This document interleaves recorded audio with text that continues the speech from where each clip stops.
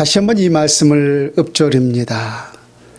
하나님이 세상을 이처럼 사랑하사 독생자를 주셨으니 이는 그를 믿는 자마다 멸망하지 않고 영생을 얻게 하려 하심이라.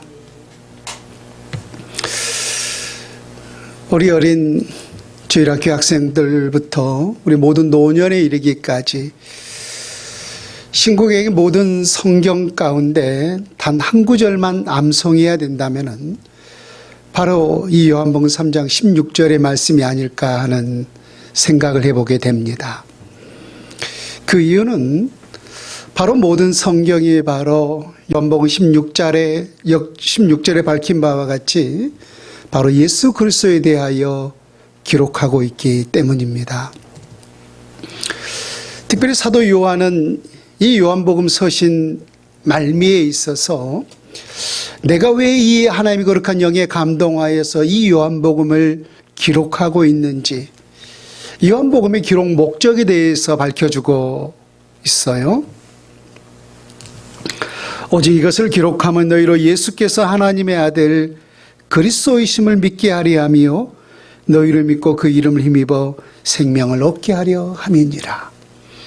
이 요한복음을 기록한 목적은 예수 그리스도를 믿게 하고 그를 믿음을 통하여서 영원한 생명을 누리도록 하기 위하여서 바로 그 목적을 가지고 이 요한복음을 기록했다라는 것입니다.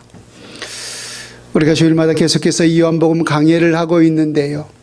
이 요한복음을 통하여서 다시 한번 예수 그리스도를 충만하게 믿기를 바라고 또 그 믿음을 통하여서 우리에게 주신 그 영원한 생명을 누릴 수 있는 우리 하나님의 신실한 백성들이 될 수 있기를 주 예수님의 이름으로 축원을 드립니다. 요한뿐만 아니라 실은 우리 예수님도 마찬가지였어요. 우리 예수님의 사역 현장을 볼 것 같으면 참으로 다양했던 사실을 볼 수가 있어요. 예수님은 바다 위에서 배를 띄워놓고 천국 복음을 증거하기도 하셨고 때로는 수많은 무리들이 모인 산 위에서 하나님의 말씀을 강론하기도 했고 또 유대인들이 중시하는 성전에 들어가서 성전에서 주님의 거룩한 복음을 증거했고 또 곳곳에 흩어져 있던 많은 회당, 그 회당에서도 천국 복음을 증거했던 사실을 볼 수가 있어요. 근데 그 천국 복음을 증거하는 도구가 과연 무엇이었는가 하는 거예요. 다시 말해서 무엇을 가지고 무엇에 대해서 가르쳤는가 하는 것입니다. 성경 곳곳에 밝혀주고 있는데요. 제가 그것에 한 구절만 복사해 왔는데 들어보세요. 누가복음 24장 25절 이하의 내용입니다. 이르시되 미련하고 선지자들이 말한 모든 것을 마음에 더디 믿는 자들이여 그리스도가 이런 고난을 받고 자기의 영광에 들어가야 할 것이 아니냐 하시고 이에 모세와 모든 선지자의 글로 시작하여 모든 성경에 쓴 바 자기에 관한 것을 자세히 설명하시니라. 예수님 당시에는 여전히 구약 성경밖에 없는 그러한 시대였죠. 그래서 예수님도 역시 모세오경 또 선지서의 글 또 시편 이 모든 구약의 내용을 가지고 천국 복음을 증거하는데 자기 자신에 관하여서 자세히 설명했다라고 했어요. 그렇다면 예수님은 왜 구약 성경을 가지고 다른 것도 아닌 자기 자신에 관하여 자세히 설명하면서 이것이 천국 복음이다 라고 전파했겠는가라고 하는 거예요. 그 이유는 간단하고 또한 명료한 줄로 믿습니다.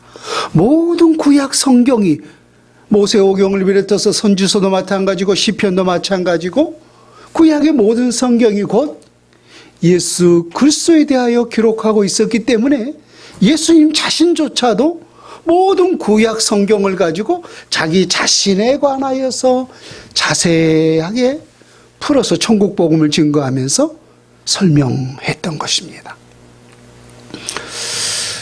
그러므로 이 요한복음 3장 16절의 말씀은 모든 전 성경을 열어가는 키가 되는 말씀이고, 또한 모든 성경을 하나로 아우르고 또한 통합할 수 있는 한 구절의 말씀이 있다면 역시 이 요한복음 3장 16절의 말씀인 줄로 믿습니다.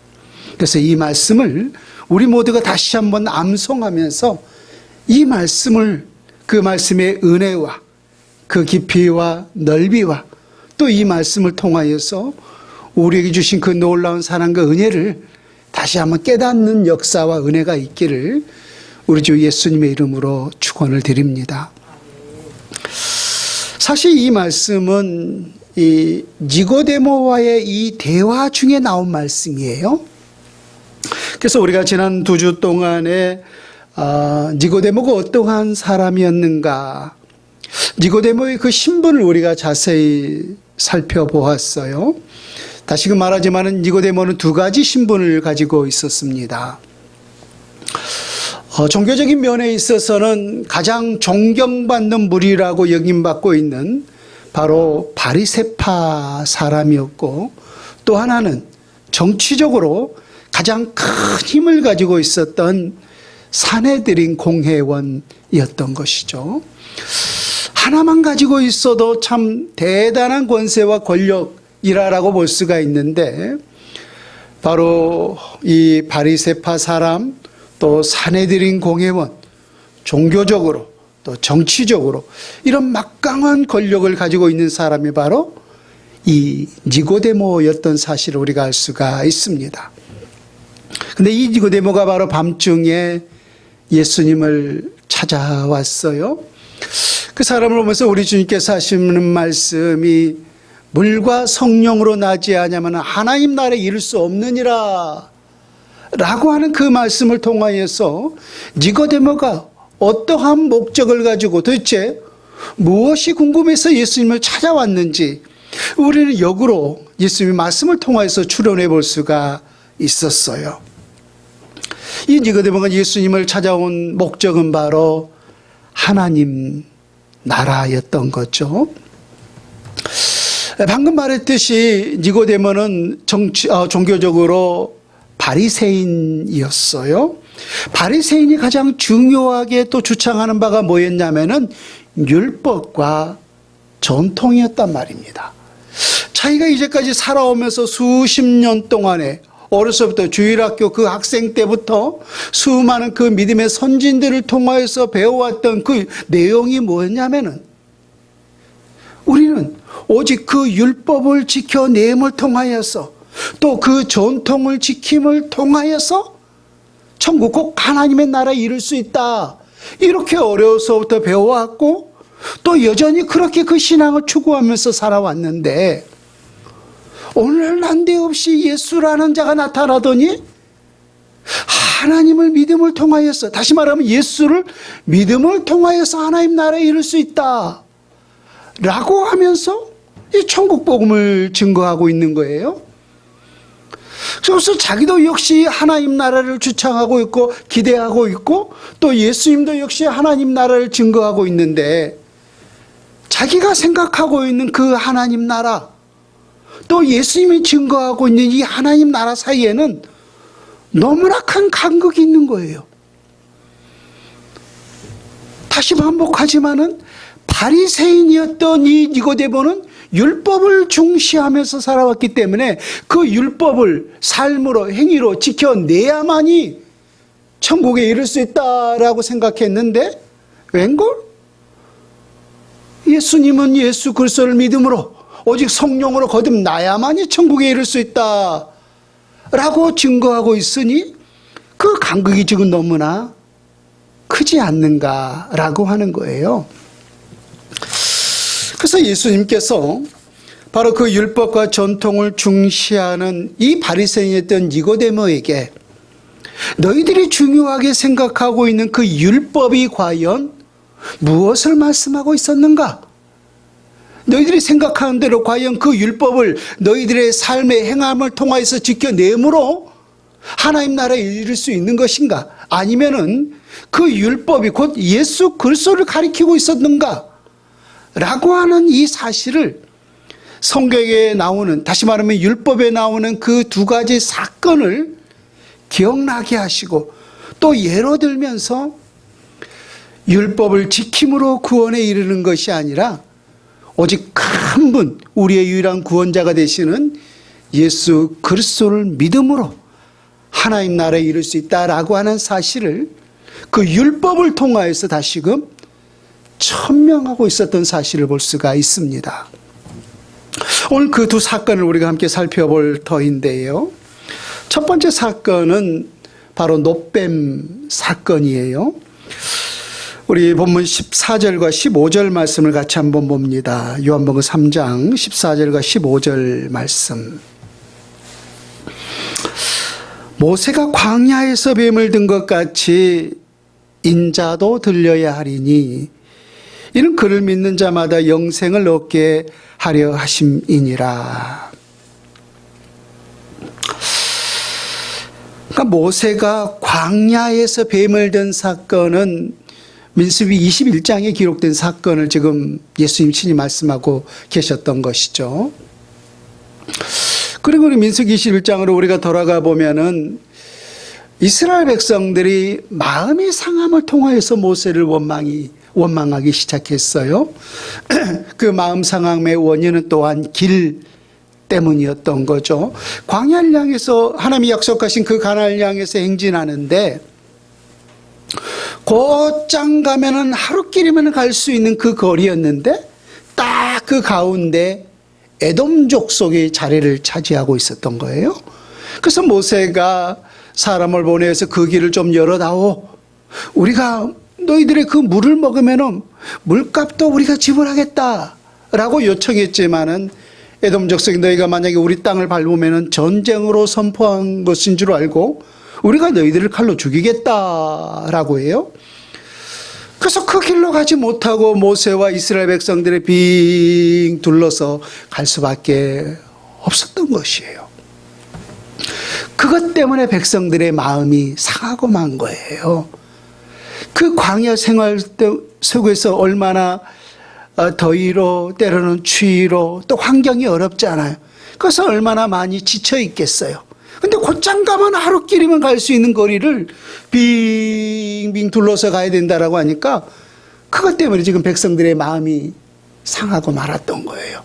그래서 그것으로 인해서 그 상한 마음을 가지고 그들의 선지자요 또 그들의 지도자였던 모세를 원망하기 시작하죠. 왜 우리를 이곳으로 인도하여 이 광야에서 주려 죽게 하느냐? 이곳에는 마실 물도 없고 먹을 물도 없도다. 또 우리 하나님께서 그들 가운데 은혜로 주셨던 그 만나, 여러분 생각해 보세요. 그들이 그 처음 만나를 받았을 때 얼마나 기뻐했습니까? 과자 같기도 하다고 그것을 기름에 튀겨 먹기도 하면서 그 만나를 받는 순간에 그들은 얼마나 행복하고 그 만나 때문에 우리 하나님 앞에 얼마나 감사했는지 몰라요.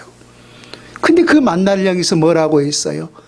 이 하찮은 음식을 우리는 싫어하노라 라고 했어요. 그러니까 하나님께서 은혜를 주셨던 그것까지라도 그들은 소위 원망거리로 바꾸고 말았어요. 그 모습을 보면서 우리 하나님께서 소위 진노를 일으켰죠. 그래서 그들에게 광야에서 이 불뱀이 나타나게 해서 원망하는 백성들을 물어서 죽게 만든 겁니다. 그 죽음 앞에서 이스라엘 백성들이 모세를 향해서 또 간구하지 않습니까? 모세요, 모세요, 우리가 잘못했습니까? 당신이 우리 하나님께 간구하여서 우리 좀 살려달라고 하세요 라고 했을 때 우리 하나님이 모세를 통하여서 명합니다. 불뱀을 만들어서 장뒤에 달라 그것을 바라본 즉 살리라 라고 말입니다. 그래서 모세가 그 불뱀 대신에 노뱀을 만들어서 장대 위에 달았더니 그것을 바라보는 이스라엘 모든 백성들이 그 죽음에서 해방될 수가 있었어요. 우리 주님은 바로 이 사건을 예로 들면서 하시는 말씀이 모세가 광야에서 그 뱀을 든 것 같이 인자도 들려야 하리니라고 말씀하셨어요. 인자도 들려야 하리니라고 하는 그 말씀은 우리 모두가 잘 알고 있듯이 바로 예수님의 십자가 위에 들 것을 말씀하셨던 것이죠. 예수님 바로 이 예를 니고데모에게 들면서 모세가 광야에서 뱀을 든 것 같이 인자도 들려야 하리니 라고 말씀하셨어요. 그렇다면은 광야에서 그 모세가 뱀을 든 사건, 또 예수님께서 십자가 위에 매달린 그 사건, 이 두 사건의 공통점이 과연 무엇인가 라고 하는 거예요. 이 두 사건의 공통점은 바로 죽음에서 생명으로 옮겨진 사건이었던 거예요. 이스라엘 백성들이 그 원망함을 통하여서 광야에서 그 불뱀에 다 죽을 수밖에 없었어요. 근데 그 놋뱀을 찾아본 즉 살리라 라고 하면서 그 놋뱀을 통하여서 그들을 그 죽음에서 살리는 역사가 바로 놋뱀 사건이었던 거예요. 우리 주님은 그 이야기를 하면서 이와 같이 인자도 들려야 하리니라고 했는데, 예수님께서 십자가 위에 들리신 그 사건은 역시 그와 동일한 거예요.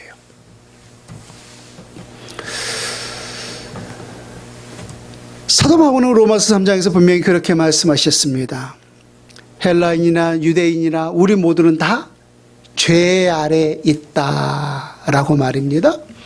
그래서 이 땅에 살아가고 있는 만 백성들은 바로 그 죄 때문에, 아담 안에서 주어진 그 죄 때문에 우리 모두가 가야 할 곳은 바로 그 영원한 죽음밖에 없었던 거예요. 그런데 바로 그 놋뱀의 사건과 같이 십자가 위에 달리시는 바로 그 예수 그리스도를 바라봄을 통하여서, 그 예수 그리스도를 믿음을 통하여서 우리는 영원한 사망에서 영원한 생명으로 옮기신 그 사건이 바로 여러분 예수 그리스도의 놀라운 십자가 사건인 줄로 믿습니다.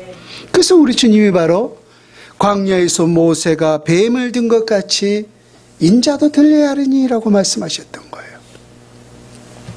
그러나 또한 이 두 사건은 그러한 죽음에서 생명으로 옮기는 그러한 공통점이 있지만은 또 하나의 분명한 차이점이 있어요.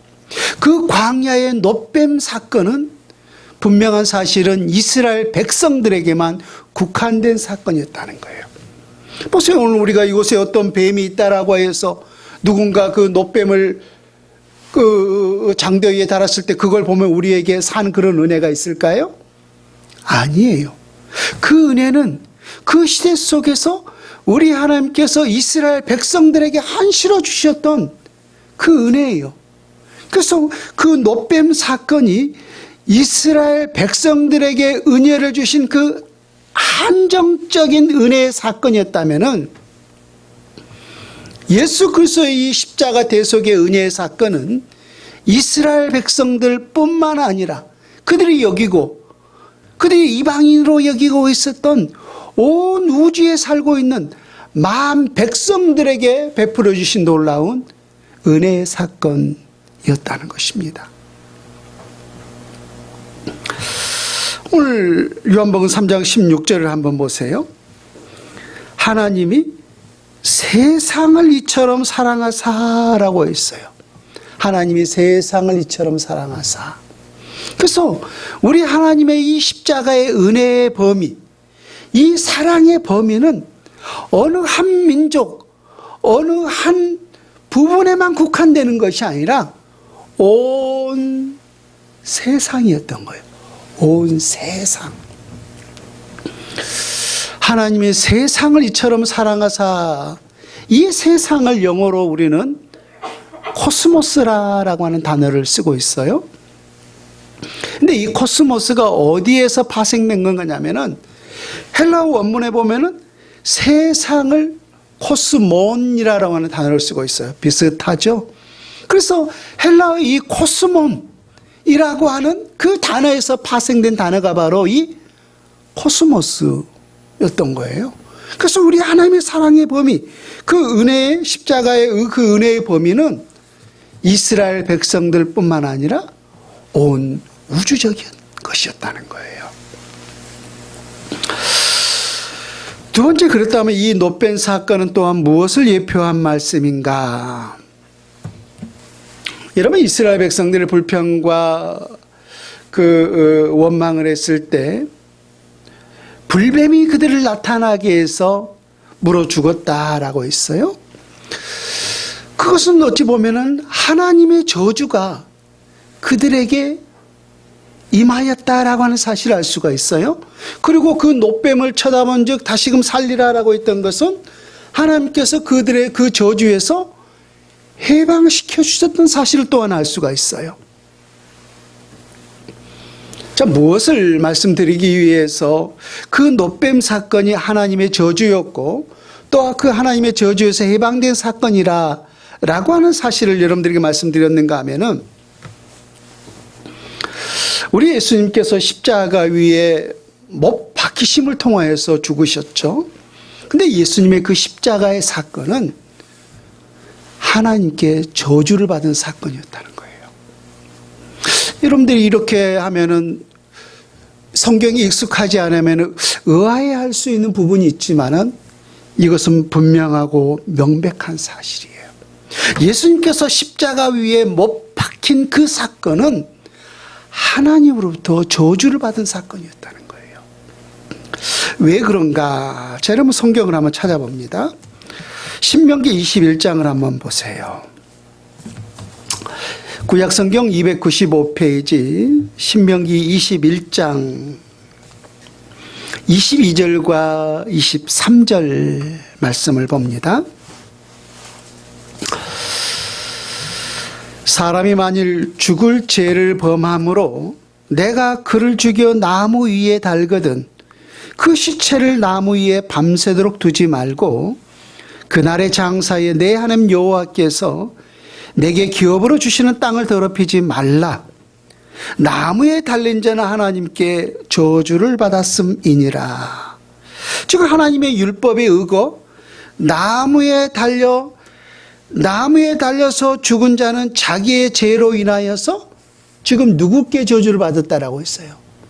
하나님께 저주를 받았음이라 라고 했어요. 그래서 그 시체에 그 피가 흘려서 그 땅을 더럽히기 때문에 그날의 장사라고 했어요. 그 당일날에. 왜? 그 피가 땅을 더럽히기 때문에 말입니다. 여러분 예수님의 그 십자가 사건을 한번 떠올려 보세요. 그 원수들이 양옆에 좌우편에 달린 그 강도들의 다리를 부러뜨렸어요. 왜 부러뜨린지 아세요? 그들이 아직 죽지 않았기 때문이에요. 그 다리를 부러뜨림을 통하여서 그를 완전히 죽이기 위함이었어요. 근데 예수님은 그 다리를 부러뜨리지 않았죠. 왜 않았죠? 그 다리를 부러뜨리기 전에 예수님이 운명하셨기 때문에 말입니다. 그래서 그 피가 땅에 떨어지면은 그 땅을 더럽힌다라고 하는 그 율법에 의거 그들은 바로 그 시체를 그 날에 장사하기 위하여서 그렇게 다리를 부러뜨렸던 거예요. 그러나 예수님은 시편에 의거 그렇게 예언되어 있죠. 예수님은 다리를 부러뜨리지 않는다라고 말입니다. 그래서 그 율법을 성취하기 위해서 예수님은 다리를 부러뜨리지 않았던 거예요. 그러나 중요한 것은 바로 그 나무 위에 달린 자는 율법에 의거 저주를 받은 자 되었기 때문에 그 날에 분명히 바로 장사를 해야만 했던 거예요. 그렇다면 다시금 생각해 보면은 분명히 나무에 달린 자는 하나님으로부터 저주를 받은 바 되사라고 있는데 예수님도 분명히 십자가 위에 그 나무에 달려서 죽으셨기 때문에 하나님으로부터 저주를 받은 것이 분명해요. 그렇다면 예수님은 왜 저주를 받으셨는가? 자, 우리 갈라디아로 건너가서 봅니다. 갈라디아서 3장 13절과 14절 말씀을 같이 한번 봅니다.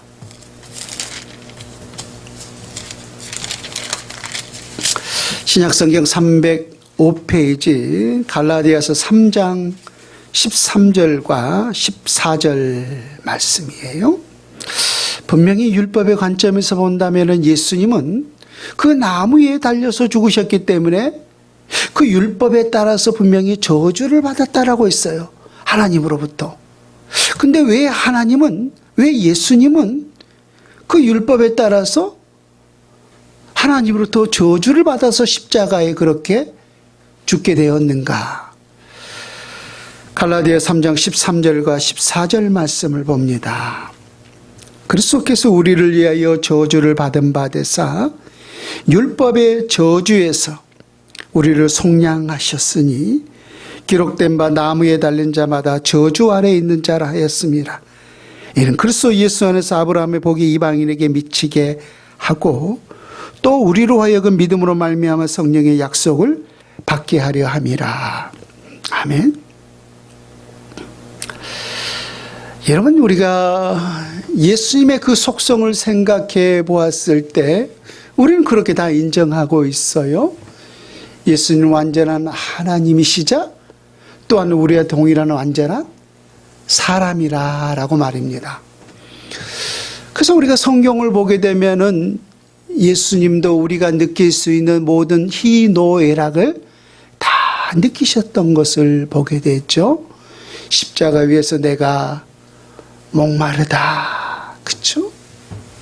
또 그 나사렛의 죽음 앞에서 슬피 눈물을 흘리시면서 또 멸망에 치달은 그 예루살렘 도성을 바라보면서 우리 주님은 눈물을 흘리셨다라고 했어요. 또 우리가 아침을 먹지 않으면, 정심을 먹지 않으면 시장하다라고 하죠. 예수님도 내가 시장하다라고 표현한 것을 볼 수가 있어요. 그래서 예수님은 우리와 동일한 안전한 육신을 입고 오신 것이 분명해요. 다만 우리 보통 사람과 예수님과의 한 가지 차이점이 있어요. 우리는 바로 그 아담의 속성, 즉 그 아담의 피를 통하여서 이 땅에 태어났기 때문에 우리 모두는 다 속성이 다 죄인이라고 하는 거예요. 그러나 예수님은 바로 성령으로 잉태되었기 때문에 아담의 피를 통하여서 태어난 것이 아니라 성령을 통하여서 잉태되었기 때문에 예수님에게는 바로 본질적으로 죄가 전혀 없으시다는 거예요.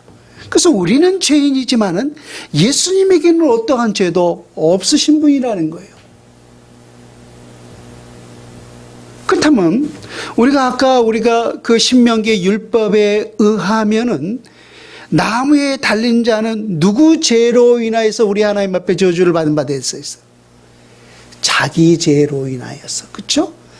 자기 죄로 인하여서 바로 우리 하나님께 저주를 받은 바 되사 나무에 달렸다라고 했어요.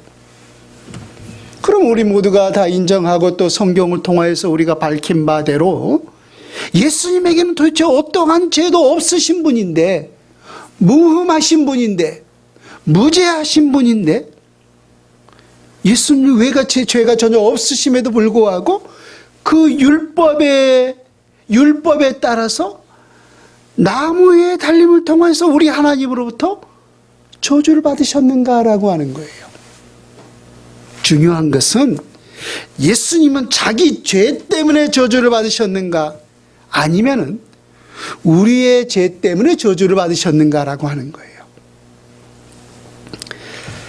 자, 우리 갈라디아서 3장 13절 말씀을 다시 한번 보세요. 우리 소리내어서 같이 읽습니다. 13절 말씀을.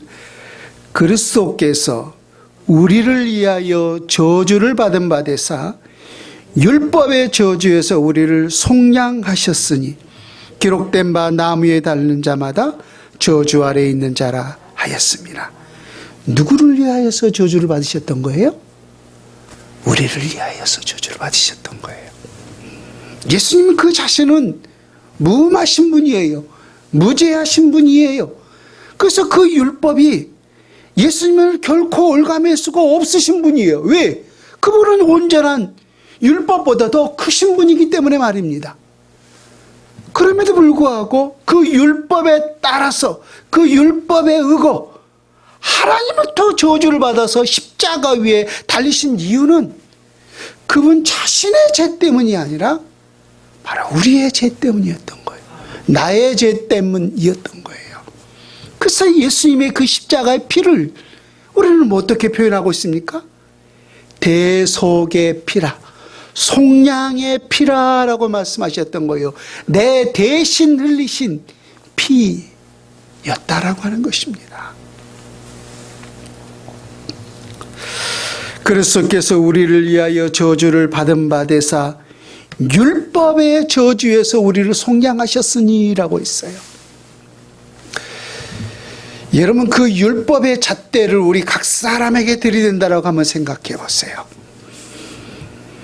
우리는 그 저주에서 자유할 수 있는 자 아무도 없어요.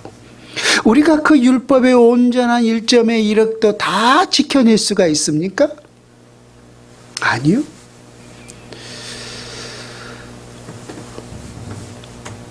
그 율법의 범위는 하나님의 예수님의 그 말씀에 따르면은 우리 마음에 새기는 그 부분까지도 들이대고 있어요. 실제 어떤 행동뿐만 아니라 우리 마음의 생각의 범위까지라도 들이대고 있어요.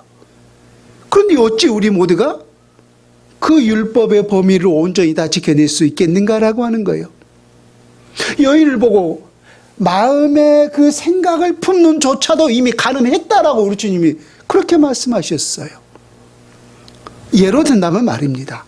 그러니까 우리 마음의 그 속성까지라도 그 율법의 범위를 미치고 있으니 어찌 우리 모두가 그 인간의 그 죄인을 가지고 있는 이 속성으로서 그 율법을 다 이룰 수가 있겠는가라고 하는 거예요. 그래서 그 율법의 철퇴를 우리에게 들이댄다면은 우리는 그 저주에서 영원한 멸망을 당할 수밖에 없을 것입니다. 그래서 예수님께서 그 율법의 저주를 통하여서 그 율법의 저주를 받아서 십자가에 매달리셨던 거예요. 그래서 예수님의 그 십자가 사건은 율법에 따른 저주받은 사건이었던 거예요. 다만 중요한 것은 이 죄인이 내가 받아야 할 그 죄값을 대신이라고 말했죠. 우리를 위하여라고 하는 것은 대신이었던 거죠. 그러면 오늘 이 놋뱀 사건은 실상은 지금 무엇을 보여주고 있었던 거예요? 예수 그리스도의 십자가를 보여주고 있었던 거예요. 놋뱀 사건이 단순하게 놋뱀이 아니었던 거죠. 그 놋뱀을 통해서 우리 주님이 결국은 그 놋뱀 안에 무엇을 담아놓았던 거예요? 놀라운 비밀을, 예수로 아가는 그 비밀을 우리 주님께서 담아놓았던 거예요. 그래서 그 놋뱀을 예로 들면서 그 놋뱀이 단순하게 율법을 지킴으로 구원에 이르는 것인가, 아니면 그 놋뱀이 예수 그리스도를 믿음으로 우리에게 구원에 이른다라고 하는 사실을 보여주고 있었는가라고 하는 이 사실을 그 놋뱀 사건을 통해서 우리 주님께서 니고데모에게 설명을 하고 있었던 것입니다. 두 번째, 오늘 니고데모의 대화를 통해서 어떻게 우리가 하나님 나라에 이를 수 있는가 이 사실을 확신하기 위하여서 역시 우리 주님은 율법을 통하여서 증명해내고 있는데 그것은 바로 아브라함이었어요. 아브라함. 요한복음 3장 16절에 하나님이 세상을 이처럼 사랑하사 독생자를 주셨으니라고 했어요. 누구를 주셨어요? 독생자를 주셨다는 거예요. 아마 니고데모가 그 말씀을 들었을 때 니고데모는 바리새인이었죠. 또 율법을 가장 중시하고 있는 사람이었죠. 또 무엇보다 그들은 그들의 최고의 믿음의 조상을 누구로 여기고 있었어요? 아브라함을 믿음으로 여기고 있었어요. 그렇다면 이 독생자를 주셨으니 라고 하는 이 예수님의 말씀을 들었을 때 그 뇌리에 문득 떠오르는 것이 누구였겠어요? 바로 아브라함의 사건이죠. 아브라함이 독생자 그 이삭을 드렸던 그 사건을 분명히 그는 떠올렸을 것입니다. 창세기 22장 사건이죠. 백성에 나온 독자 이삭을 우리 하나님께서 명하시죠. 아브라함아 아브라함아 사랑하는 내 독자 이삭을 모리아 산에 가서 내게 번제로 바치라 라는 것이 바로 하나님의 준엄한 명령이었어요. 자식을 바친다.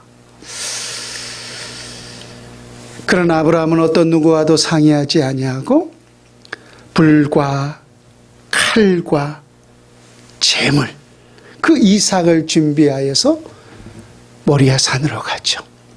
그리고 그 제단 위에 이삭을 묶어서 칼을 들어서 번제로 드리는 순간 아브라함아 아브라함아 아무 짓도 하지 말라 내 손을 멈추어라 라고 했어요. 그리고 이제야 내가 나를 경외하는 줄 아노라. 그러고 뒤를 돌아보니까 한 순양이 묶여 있는 거예요. 그 순양을 가져다가 누구 대신에 이삭 대신에 그 순양을 우리 하나님께 번제로 드렸던 거예요. 여러분 이것이 오늘 우리에게 무엇을 의미합니까?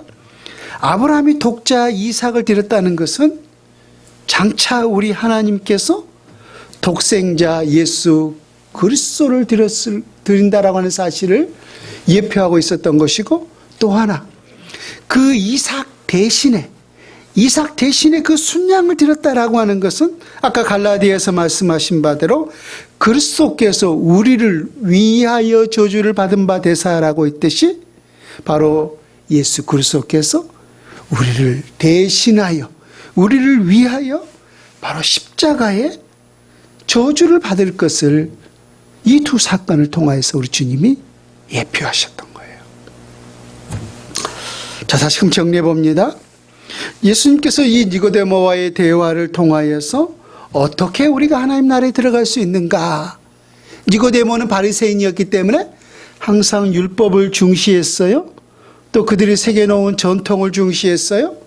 그래서 율법을 우리가 삶의 행위를 통하여서 지켜내야만이 하나님 나라에 이를 수 있다라고 생각했는데 예수님은 그 생각이 틀렸다는 사실을 확증하기 위해서 무엇을 증거로 끌어오셨던 거예요?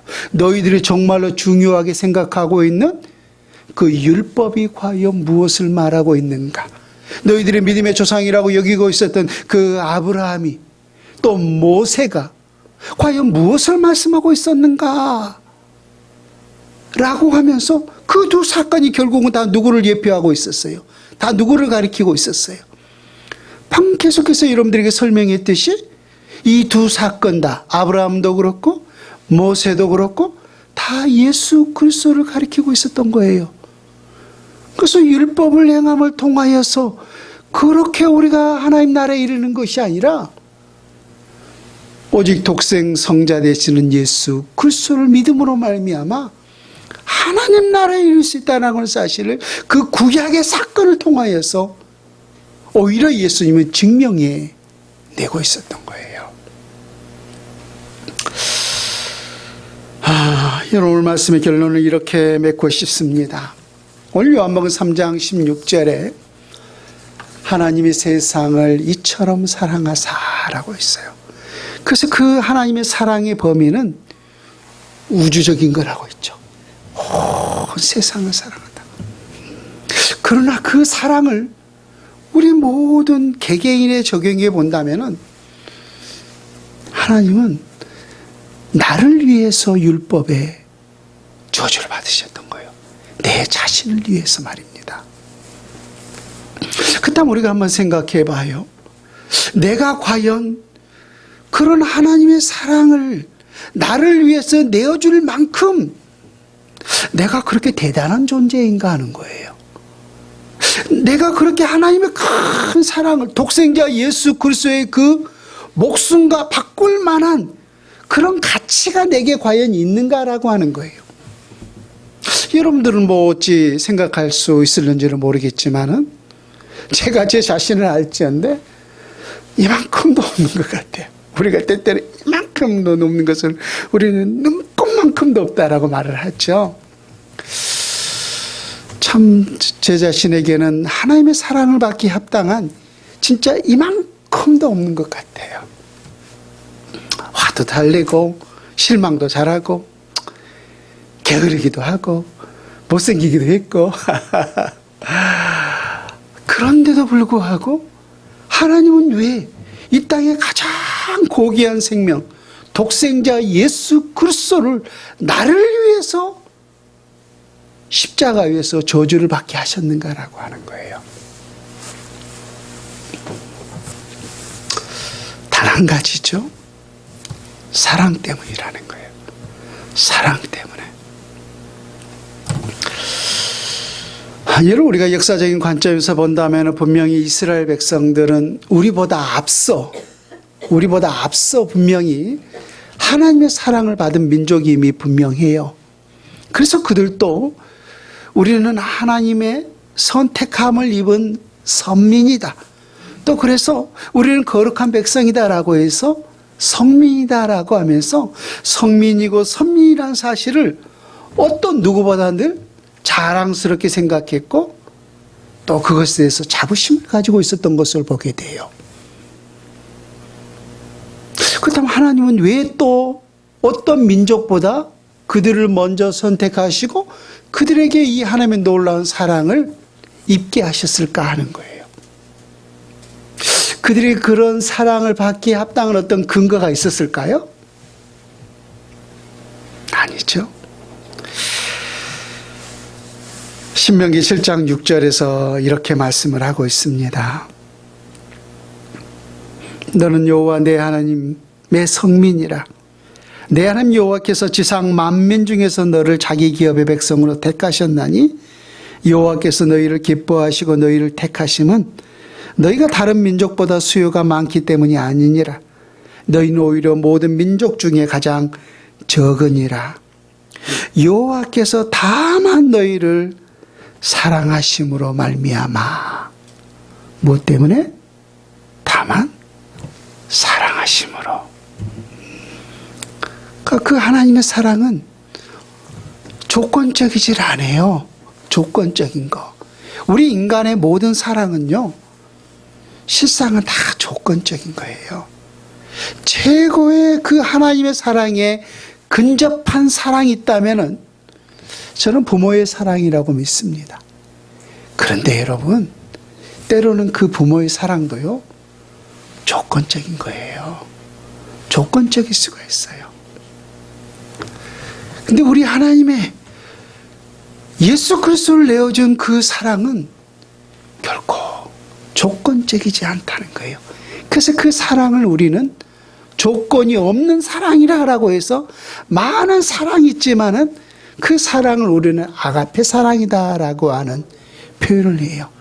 그 아가페 사랑의 가장 끝뜻의 의미가 뭐냐면은 조건이 없는 무조건적인 사랑이라는 거예요. 하나님의 조건을 내세워 볼까요?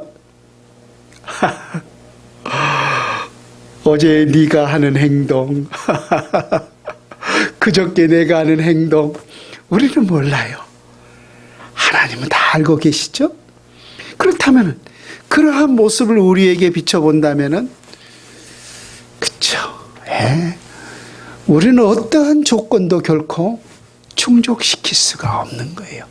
그럼에도 불구하고 우리 모두가 오늘 또 하나님의 이 놀라운 사랑을 입은 것은 하나님의 무조건적인 사랑 때문인 것입니다. 이 사랑을 우리 모두가 받은 백성인 줄로 믿습니다. 그래서 오늘 바울이 고백했던 것처럼 우리 모두가 바로 이 예수 그리스도의 이 율법의 저주의 이 사랑에 빚진 자임을 다시 우리 모두가 깨닫고 우리가 살아가는 모든 삶 속에서 예수 그리스도의 이 십자가의 사랑을 나타내고 드러내고 증거하며 살아갈 수 있는 하나님의 이 사랑을 입은 자들이 될 수 있기를 우리 주 예수님의 이름으로 축원을 드립니다. 아멘.